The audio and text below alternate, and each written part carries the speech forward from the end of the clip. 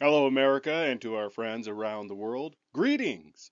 In an example of heavy handedness and hypocrisy, the state of Oregon's passage of ballot measure 113 has, by decree of the state's Supreme Court, allowed for the retroactive punishment of elected officials who staged protests by walking out to prevent bills from being brought to vote. The hypocrisy lies with the state's current political ideological leadership seeking to punish Republicans while conveniently ignoring Democrats' similar such actions in the past. What is disturbing is that the court and the Secretary of State for Oregon have pursued this action as retroactive punishment. The measure wasn't in place when these acts occurred, but that hasn't stopped the powers that be from deciding that that simple little fact is merely an inconvenience. That the people of the state who voted on these congressional members are, in their estimation, Oregon Supreme Court and Secretary of State, too ignorant to know what's in their best interest. As I've cited in the Part 4 video detailing Molly Ball's election interference conspiracy confession, I describe the use of soft language. Soft language is a manipulation tool designed to lie about the seriousness of a situation. You're not being fired. It's a corporate restructuring which is impacting all departments. We serve the people by making certain you do what is in your best interest. What is in your best interest is to do what we say. Only by obeying us can we serve you.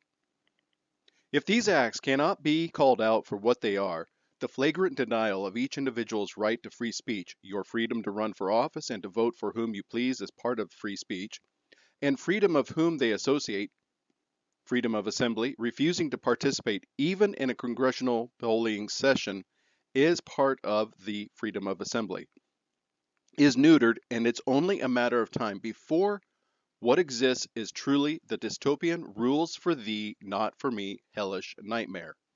Remember, even in Congress, a protest is a demand for change, also that the individual is the smallest minority. 1 February 2024, Oregon Supreme Court rules that Republican senators who walked out last year can't seek re-election. By Dirk Vanderhart, OPB, Oregon Public Broadcasting. The ruling could have reverberations for the legislative session set to begin next week. 8 Republican lawmakers in the Oregon Senate will be blocked from running for re-election after refusing to attend Senate floor sessions for 6 weeks last year, the Oregon Supreme Court ruled Thursday. In a unanimous opinion that could have reverberations for the upcoming legislative session, the court sided with Secretary of State Lavon Griffin-Velasquez's interpretation of Measure 113, the 2022 ballot measure that voters approved with an eye toward ending legislative walkouts. In doing so, the court embraced a reading of the law that even the state acknowledged is difficult to square with its actual language, in effect ruling that the clear intent of voters in passing the measure was more important than the plain wording inserted into the state constitution. While petitioners' interpretation of the text may be the more grammatical reading, the court wrote, the text is capable of supporting the Secretary's interpretation. The ruling was hailed by Griffin-Velasquez and by the public sector unions that pushed the anti-walkout law in the first place. Andrea Kennedy Smith, former vice president of Service Employees International Union Local 503, said in a statement the ruling oppose the intent of Oregon voters. Politicians need to do their jobs or lose their jobs. But the result drew immediate outcry from Republicans who suggested the court's liberal leanings had trumped a legally sound outcome. I'm disappointed, but can't say I'm surprised that a court of judges appointed solely by Governor Brown and Governor Kotek would rule in favor of political rhetoric rather than their own precedent. State Senator Suzanne Weber, Republican, Tillamook, said in a statement, while Oregon Supreme Court justices must stand for election, 6 of the court's 7 justices were initially appointed by Governor Kate Brown. The 7th, Justice Aruna Masi, was appointed by Governor Tina Kotek but did not participate in the decision. Measure 113 was an attempt by unions and their allies to create stiff consequences for lawmakers who engage in walkouts which deny a legislative chamber the two-thirds quorum of members present to conduct business. While both parties have used the strategy, minority Republicans have been using walkouts increasingly since 2019. The law got its first test not long after voters passed it in November 2022. Raising objections over a raft of Democratic proposals, 10 Senate Republicans walked away from the 2023 session for more than 40 days, returning only after they'd secured concessions. 8 of those lawmakers have signaled they plan to run for re-election either this year or in 2026, creating a question of how, precisely, the measure works. As sold to voters, Measure 113 blocked lawmakers from running for another term if they acquired 10 or more unexcused absences in a legislative session.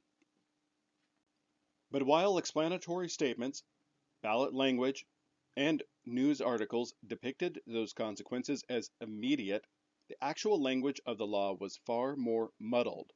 It said that lawmakers who hit the 10 absence threshold can't hold office for the term following the election after the member's current term is completed.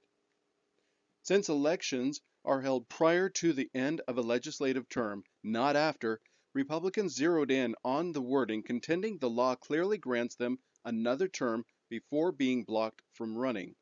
After Griffin Valletta announced in August she would bar walkout participants from seeking re-election this year, 5 Republican senators filed suit. The petitioners in the case were Senators Tim Knopp of Bend, Daniel Bonham of the Dalles, Suzanne Weber of Tillamook, Dennis Linthicum of Beatty, and Lynn Findley of Vail. In their suit and during oral arguments, the Republican lawmakers argued that the sloppy language had slipped through unnoticed, partly because the measure got no serious opposition. Nevertheless, they said, the plain reading of the law is clear. This became an emperor has no clothes situation. John DeLorenzo, the attorney representing the Republican lawmakers, told Supreme Court justices in December. After it was passed, someone took a look at this and said, if you read what was put into the Constitution, the actual words, there is no other way to read this. The Oregon Department of Justice, defending Griffin Valletta, acknowledged the wording was not ideal. But the state put forward a novel reading of the language, suggesting justices should insert imaginary commas to indicate Republicans couldn't hold office for the term, comma, following the election, comma, after the member's current term is completed. This awkward reading, the state said, would ensure that lawmakers be blocked from seeking re-election immediately and was the only way to square the law with how voters intended it to play out. The text here can be read, albeit in a redundant way, as effectuating voter intent. Oregon DOJ Attorney Dustin Buehler told Justice during oral arguments, it's clunky, it's inelegant, but this is also a voter-approved initiative. Public employee unions that wrote and bankrolled Measure 113 weighed in to support that argument, along with advocacy organizations like Planned Parenthood, Basic Rights Oregon, and the ACLU of Oregon. In the end, the justices opted to side with what appeared to be voters' clear intent, finding that the state's reading of the constitutional language was plausible, albeit not pretty. If we were required to choose between petitioners and the Secretary's interpretations based on the text alone, petitioners would have a strong argument that their reading is the better one, the opinion said. But we do not review the text in a void. We instead seek to understand how voters would have understood the text in the light of the other materials that accompanied it. And those other materials expressly and uniformly informed voters that the amendment would apply to a legislator's immediate next terms of office, indicating that the voters so understood and intended that meaning. The interpretation, the court said, squared with past instances where justices have had to parse unclear legal language for meaning. DiLorenzo had warned justices in oral arguments against interpreting the law in a way that contradicts the plain language in the Constitution, saying such a ruling would open up wider swaths of the document to reinterpretation. He repeated the sentiment Thursday. Although time will tell, I think this is a decision that will open a Pandora's box, DiLorenzo said in an email Thursday. The court missed a great opportunity to let initiative sponsors know that they should be careful how they draft their text. I would not be surprised if this decision comes back to haunt those who today will rely on it.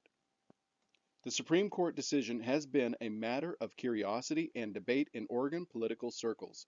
It landed 4 days before the legislature is scheduled to convene for a 35-day short session. Knopp, the Senate Republican leader now officially blocked from seeking re-election this year, suggested Wednesday that the outcome of the case could have a bearing on how that session plays out. I think we win either way, quite frankly, he said. If the court sides with us, it's a clear victory. If it doesn't, I think we still win because our members literally have no reason to show up. And so, in order for them to show up, they're going to want to see that they're going to be able to make a difference. Knopp offered a more measured reaction Thursday morning. We obviously disagree with the Supreme Court's ruling, he said in a statement, but more importantly, we are deeply disturbed by the chilling impact this decision will have to crush dissent. Kotek, meanwhile, suggested in a statement that the ruling should not preclude a progressive session in which both parties have said they want to focus on boosting housing and addressing drug addiction. Oregonians are looking for elected leaders to work together to solve our state's most pressing problems, she said.